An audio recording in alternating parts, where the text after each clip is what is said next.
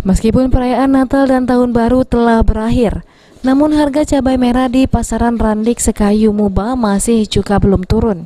Saat ini harga cabai merah di pasar Randik Sekayu Muba berkisar di harga Rp60 hingga Rp65.000.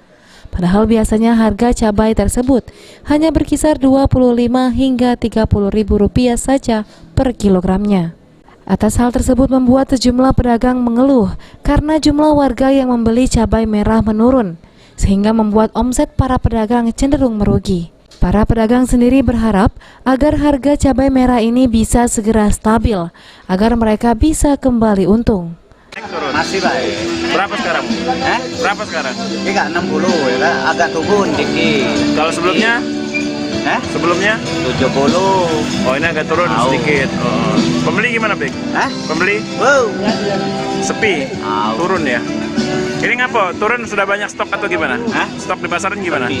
Pembeli ini. Pembeli sepi. Oh. Naiknya harga cabai merah ini karena faktor cuaca, sehingga membuat sejumlah petani cabai mengalami gagal panen.